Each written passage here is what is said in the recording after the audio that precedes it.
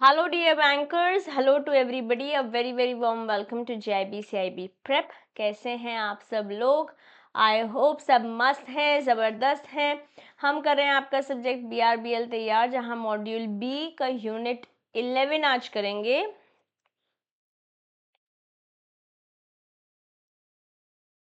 Unit 11 बात करता है PSSA 2007। यहाँ पे पेमेंट सेटलमेंट सिस्टम के बारे में बात हो रखी है। 2007 में ये एक्ट आया था। आइए शुरू करते हैं इस चैप्टर को पढ़ना। इसे एग्जाम्पल के साथ चालू करते हैं। जैसे फॉर एग्जाम्पल, एक बंदा है मिस्टर राम। मिस्टर राम ने अमेजन से कुछ गुड्स लिए तो पेमेंट भी करी।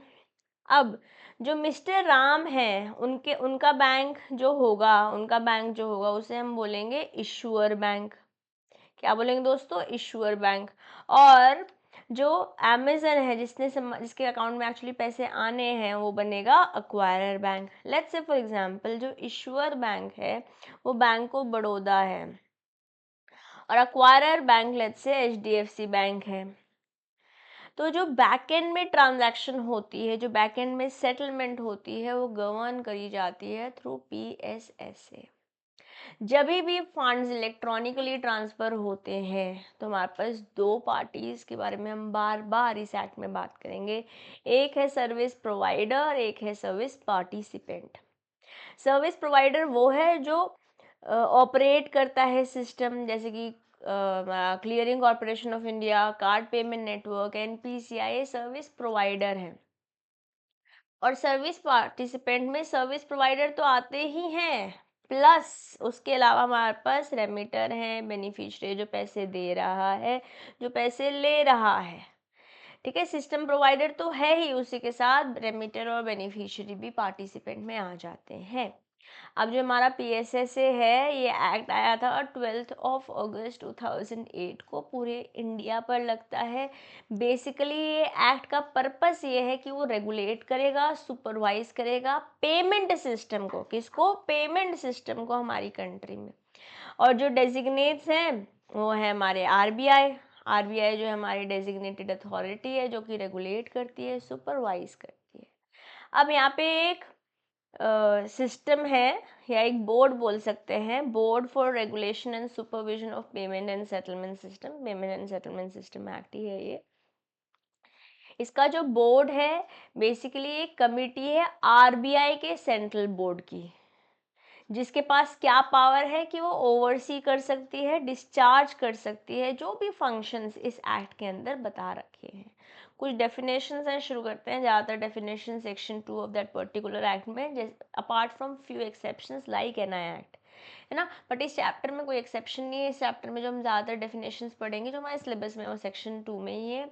सब सेक्शंस हम जनरली याद नहीं करते हैं unless and until I tell you to, like I have told you in Indian Contract Act. ठीक है, जनरल इंटरप्रिटेशन बोले तो जो टर्म्स इस एक्ट में नहीं बताई गई हैं बट RBI या फिर BR एक्ट में बताई गई है, तो हम उन टर्म्स को इन्हीं एक्ट से ले लेंगे। ठीक है, अब कुछ की डेफिनेशन जैसे बैंक में scheduled banks, post office saving bank, banking companies, cooperative banks, और कोई और बैंक्स भी या कोई और इंस्टीट्यूट्स भी हो सकते हैं जो कि RBI ने नोटिफाई करे हुए हैं। डेरिवेटिव क्या होता है, इसके बारे में आप IE and IFS में आपके JIB लेवल पे एक पूरा डेडिकेटेड चैप्टर पढ़कर आए हैं। But in case you do not remember, derivative is something that you derive some value from. जैसे फॉर एग्जांपल, ऑरेंज जूस की वैल्यू ऑरेंज से डिराइव होती है ना। ऐसे ही शुगर केन जूस की वैल्यू शुगर केन से डिराइव होती है। टमाटो सूप की वैल्यू टमाटो से डिराइव होती है।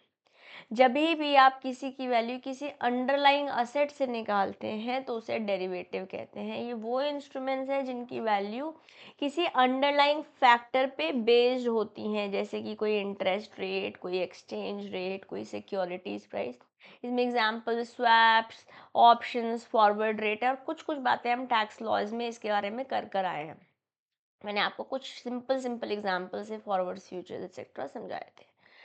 ठीक है। अब ईएफटी की अगर हम बात करते हैं तो हम इलेक्ट्रॉनिक फंड ट्रांसफर को तवज्जो दे रहे हैं या समझने की कोशिश कर रहे हैं। जब भी कोई ट्रांसफ़र इलेक्ट्रॉनिकली इनिशिएट हुआ है, जैसे कि आपने कोई एटीएम ट्रांजैक्शन करी, कोई ऑनलाइन बैंकिंग करी, कोई कार्ड से पेमेंट करी, मोबाइल से पैसे ट्रांसफ़र करे, ईएफटी में ही आ जाती है। ठीक है। फिर ग्रॉस सेटलमेंट है। जब ग्रॉस सेटलमेंट होती है इंडिविजुअली, हर एक इंस्ट्रक्शन के लिए जब सेटलमेंट इंडिविजुअली करी जाती है तो उसे हम ग्रॉस सेटलमेंट कहते हैं।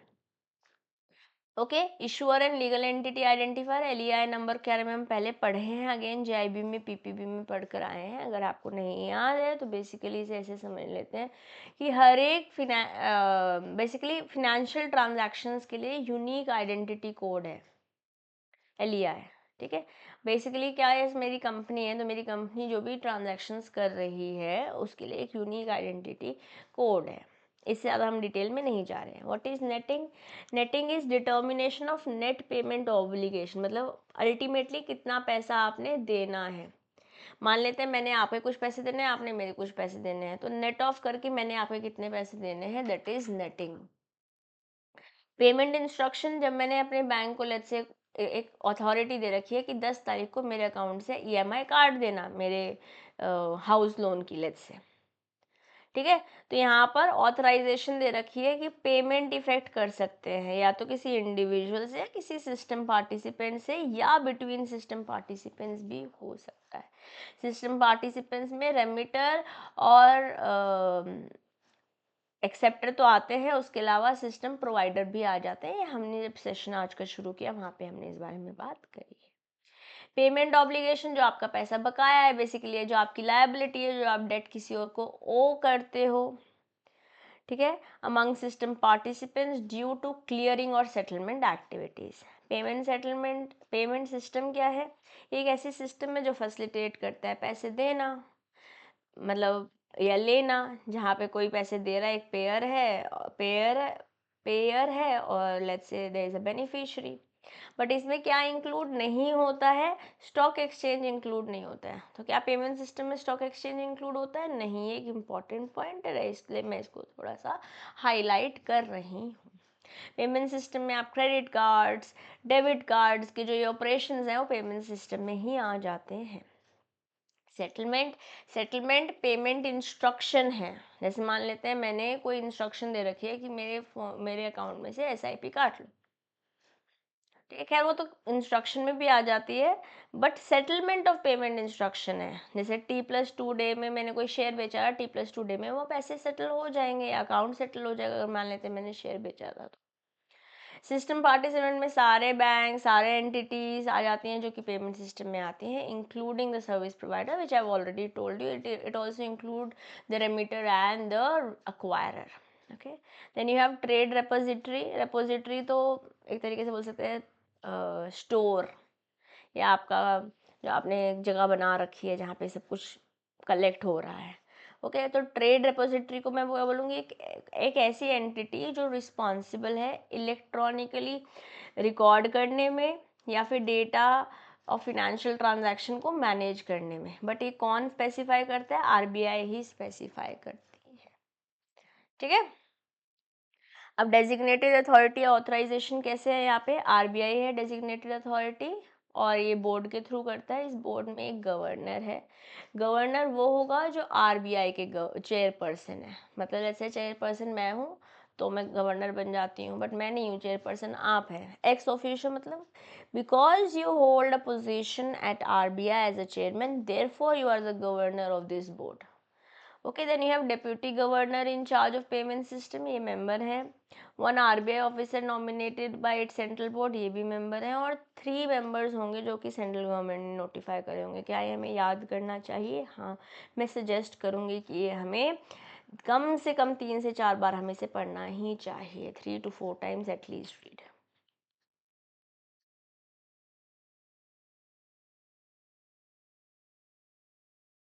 ठीक है, चलिए आगे बढ़ते हैं।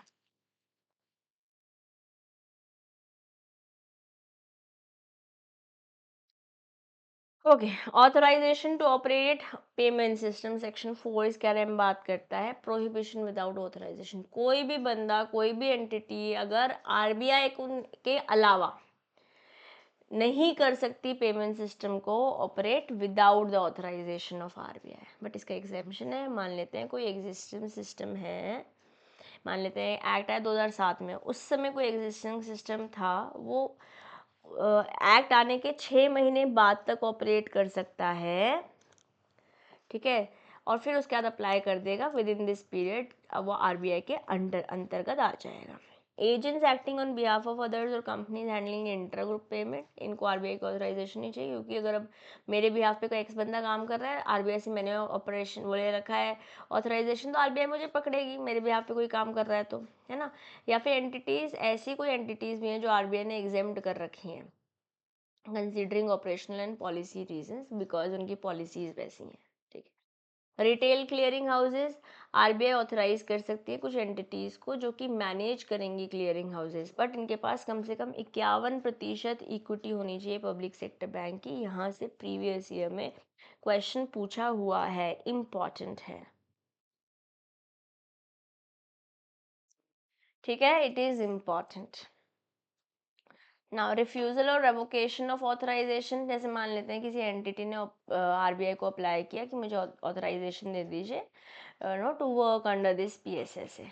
अब एप्लीकेशन आरबीआई इवैल्यूएट करेगी, टेक्निकल स्टैंडर्ड्स चेक करेगी, ऑपरेशनल टर्म्स चेक करेगी, कस्टमर का समझेगी कि इंटरेस्ट है भी कि नहीं, मॉनेटरी पॉलिसी करके या तो एक्सेप्ट कर लेगी या रिजेक्ट कर लेगी। आरबीआई ने मान लेते हैं रिजेक्ट कर दिया, तो रीज़न देना पड़ेगा कि क्यों रिजेक्ट किया। Provided the applicant gets an opportunity of being heard, जैसे हमने एआरसी में देखा था ना, आरबीआई कर रही थी उसी तरीके से। और यहाँ पर जो प्रोसेसिंग टाइम लाइन, जैसे मैंने एप्लीकेशन करी पीएसएससी के अंदर as a system participant let's say work करने के लिए, तो मुझे 6 महीने के अंदर अंदर आरबीआई बता देगी कि इज़ माई एप्लीकेशन एक्सेप्टेड और नॉट। मान लेते हैं कि आरबीआई ने एक्सेप्टेंस दे दिया, आपको ऑथराइजेशन दे दी। अब आरबीआई रिवोक भी कर सकती है आपका लाइसेंस या ऑथराइजेशन कुछ स्पेसिफिक इवेंट्स में। जैसे मान लेते हैं आपने मुझे यू आर आरबीआई, आपने मुझे अथॉरिटी दी कि मैं काम कर सकती हूँ अंडर पीएसए से, मैं एक एंटिटी हूँ, बट आपने मेरे को लेट्स से रिजेक्ट कर दिया। अब जब रिजेक्ट कर दिया या रिवोक कर दिया, तो मैं क्या करूँ, I am an aggrieved party, I want somebody to listen to me, so I can go to central government. कितने दिन के अंदर अंदर? 30 दिन के अंदर अंदर। वैसे मैं इसके हैंड रिटन नोट्स भी आपके साथ शेयर करूँगी जब मैं आपके साथ मैराथन्स करूँगी चैनल पर, ओके। फिर अपील्स जो होती हैं, जैसे मान लेते हैं मैं सेंट्रल गवर्नमेंट के पास गई एज एन अग्रीव्ड पर्सन, तो with in 3 months central government को फाइनल डिसीजन देना होगा। ये सारी टाइमलाइंस जो हैं ये इंपॉर्टेंट है, चाहे वो पीछे 6 महीने वाली थी, चाहे ये 3 महीने वाली है, चाहे वो 30 दिन वाली है। All of these are important timelines for us to remember, ठीक है। Now regulation and supervision by RBI की प्रोविजंस क्या है? प्रायर अप्रूवल रिक्वायरमेंट, जो सिस्टम पार्टिसिपेंट्स हैं स्ट्रक्चरल ऑपरेशनल चेंज नहीं कर सकते, नहीं कर सकते, नहीं कर सकते जब तक आरबीआई से अप्रूवल नहीं आता है। नोटिस टू पार्टिसिपेंट्स, एक बार आरबीआई से अप्रूवल आ गया तो सिस्टम प्रोवाइडर जो है एटलीस्ट 30 दिन का नोटिस देंगे कि भैया ये हमारे सिस्टम में चेंज हुआ है। पहले तो आरबीआई से अप्रूवल आएगा, अप्रूवल आने के बाद लोगों को बताना पड़ेगा ना कि ये चेंजेस हुए हैं, तो उसके लिए कम से कम 30 दिन का समय देना होगा propose change, about the propose change, ठीक है। Exemption to notice period, RBI waive कर सकती है या फिर मॉडिफाई कर सकती है नोटिस रिक्वायरमेंट अगर चेंजेस जो है मॉनेटरी पॉलिसी के इंटरेस्ट में। मॉनेटरी पॉलिसी कौन बनाता है? आरबीआई बनाता है। आईएनआईएफएस पढ़कर आए हैं आप जेआईबी में। Public necessity necessitated such as waiver, कि अब आपको नोटिस पीरियड देना ही नहीं है क्योंकि पब्लिक के इंटरेस्ट में ही हो रहा है, ऐसा भी आरबीआई बोल सकती है। अब आरबीआई का राइट है टू ऑब्जेक्ट, आरबीआई ऑब्जेक्ट कर सकती है प्रपोज चेंजेस किसी भी रीजन से, एनी रीजन, ओके। ऑब्जेक्शन जो है कम्युनिकेट कराना चाहिए कि जैसे आप, मैंने सर्विस प्रोवाइडर मैंने आपको ऐसे बोला कि मुझे स्ट्रक्चरल चेंज करना है, आप मना कर सकते हो। तो आप जब मना करोगे तो आपको ऑफकोर्स मुझे बताना पड़ेगा with in 2 weeks from receiving the propose changes. आप कौन? RBI, this is done by RBI, right. ठीक है। अब सेटलमेंट एंड नेटिंग बोले तो सेटलमेंट बेसिकली एक ऐसा प्रोसेस है जहाँ पे आप fund through a central agency from the payer to the payee, जैसे हम मिस्टर राम और अमेजन का एग्जांपल हमने लिया था। Gross settlement individually side transaction settlement होती है, कोई बंचिंग नहीं होती, कोई नेटिंग नहीं होती, जैसे फॉर एग्जांपल आरटीजीएस। और अगर ये बंचिंग हो रही होती तो एनईएफटी आ जाता। ठीक है। मल्टीपल ट्रांजैक्शन जब आप एग्रीगेट करते हो, ऑफसेट करते हो, तो सिर्फ और सिर्फ नेट अमाउंट ट्रांसफर करते हो, उसे नेट सेटलमेंट कहते हो। ज़्यादातर पेमेंट सिस्टम्स जो हैं वो नेट सेटलमेंट यूज़ करते हैं अपार्ट फ्रॉम आरटीजीएस। ठीक है। की प्रोविजंस क्या है? Determination of settlement procedure, RBI decide करती है क्या सेटलमेंट जब हो रहा होता है सिस्टम पार्टिसिपेंट्स के बीच में, कि वो ग्रॉस सेटलमेंट होगा कि नेटिंग प्रोसीजर इस्तेमाल किया जाएगा। कौन डिसाइड कर रहा है? आरबीआई। अगर क्वेश्चन आता है तो ये एक सिंपल स्टेटमेंट क्वेश्चन आपसे पूछा जा सकता है। इसके अलावा डिस्ट्रीब्यूशन ऑफ लॉसेज, जो लॉस डिस्ट्रीब्यूशन है उसके लिए एक रूल ये है कि जो लॉस है वो डिस्ट्रीब्यूट होगा सिस्टम पार्टिसिपेंट और पेमेंट सिस्टम के बीच में, और बाकी सारे लॉज जो है वो ओवरराइड करते हैं। मतलब कोई और लॉ कुछ और कह रहा है तो बोल रहा है नहीं, हमें वो नहीं फॉलो करना, हमें फॉलो ये करना है कि लॉज जो है वो डिस्ट्रीब्यूट होगा सिस्टम पार्टिसिपेंट और पेमेंट सिस्टम के बीच में। ठीक है। फाइनलिटी एंड इरिवोकेबिलिटी, सेटलमेंट्स जो अप्रूव्ड प्रोसीजर में है और फाइनल है और उनको चेंज नहीं किया जा सकता, रिवर्स नहीं किया जा सकता। इस स्टेटमेंट से आपसे ट्रू फॉल्स क्वेश्चन पूछा जा सकता है। ठीक है। इस क्वेश्चन से आपसे ट्रू फॉल्स क्वेश्चन पूछा जा सकता है। इसके अलावा इंसॉल्वेंसी प्रोटेक्शन, अगर इंसॉल्वेंसी होती है या डिसोल्यूशन होता है या कंपनी वाइंड अप हो रही होती है, कंपनी कौन? सिस्टम पार्टिसिपेंट के बारे में बात कर रहे हैं। सिस्टम पार्टिसिपेंट में सिस्टम सर्विस प्रोवाइडर तो है ही, उसके अलावा रेमिटर और एक्सेप्टर भी है। मान लेते हैं सिस्टम पार्टिसिपेंट जो है इंसॉल्वेंट, डिसॉल्व या वाइंड अप कर रहा है, ये एक फाइनल और इरिवोकेबल सेटलमेंट है जो कि अनअफेक्टेड रहेगी अगर वाइंड अप ही हो रहा है। जो कोलैटरल्स है, जैसे मान लेते हैं ये सर्विस सिस्टम प्रोवाइडर है, ये बंद हो रहा है बट इसने कोई कोलैटरल दे रखा था when they took the loan, तो ये settlement obligation can be appropriated by the system participant, जैसे कि रूल बोलता है। इतने कोई टेंशन वाली बात है नहीं। Central counterparty provision, central counterparties act as intermediaries for settlement, becoming a buyer to every seller and vice versa, a seller to every buyer.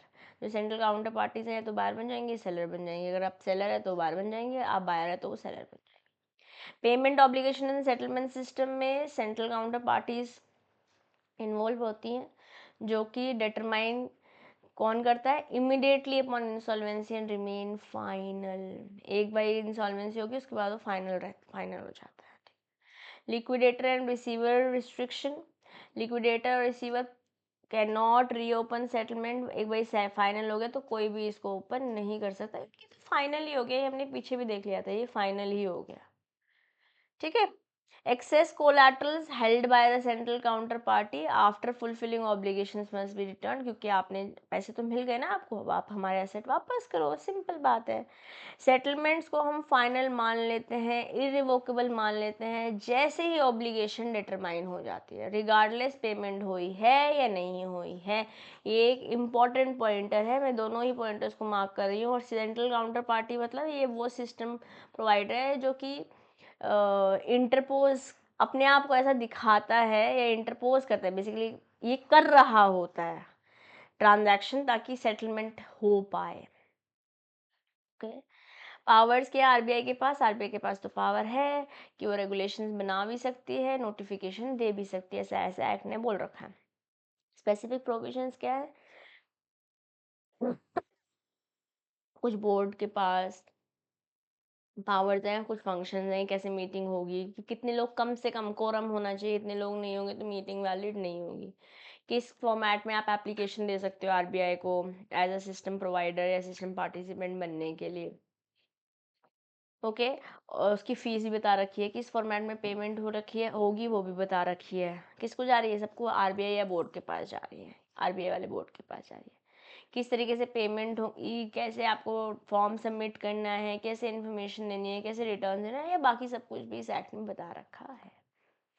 Regulation implementation, regulations take effect from specified date not earlier than the act's commencement. अगर मान लेते हैं 8 अप्रैल 2007 को ये commence हुआ है तो उस दिन के बाद ही, उससे पहले नहीं, ठीक है। पार्लियामेंट्री ओवरसाइट, रेगुलेशंस जो हैं वो सेंट्रल गवर्नमेंट के पास फॉरवर्ड करी जाती हैं, फिर दोनों हाउसेज में प्रेजेंट करी जाती हैं, फिर पार्लियामेंट 30 दिन अक्रॉस वन और multiple sessions to suggest modification बता देता है, पार्लियामेंट बताना पड़ता है, ठीक है, without affecting prior actions under them.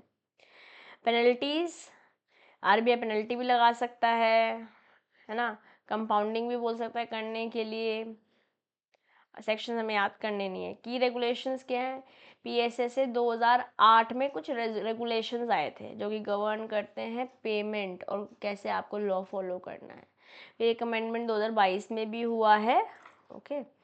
मोटी मोटी बात बोले तो सेक्शन 38 एम्पावर करता है इस एक्ट का आरबीआई को कि वो इंश्योर करे रेगुलेटरी सब कुछ चीज़ें सही हो रही हैं, पेमेंट सिस्टम स्ट्रीमलाइंड है, जो लॉ है वो फॉलो किया जा रहा है, ताकि पार्लियामेंट्री रिव्यू के थ्रू काम हो रहा हो। And that's it about this chapter. बस अभी चैप्टर्स इसी तरीके से चलेंगे। नेक्स्ट 3 चैप्टर्स और हैं हमारे पास पीआरबीएल के मॉड्यूल बी में, और मॉड्यूल ए तो हम थ्रू हैंड रिटन नोट्स करेंगे, तो उसे हम एक सेशन में मेजरली फिनिश कर लेंगे, ठीक है। चलिए विद दिस दोस्तों, we are done. Join this telegram group if you have not already. Also join CM में दिशा दुआ टेलीग्राम ग्रुप, ठीक है, क्योंकि आप यहाँ पर पोस्ट द सेशन कंटेंट भी कंज्यूम कर पाएंगे, कोई क्वेश्चन आएगा तो मेरे से वो भी पूछ पाएंगे, okay. For now I will take your leave. This is your friend and your teacher CM में Disha Dua, signing off for today. Bye bye.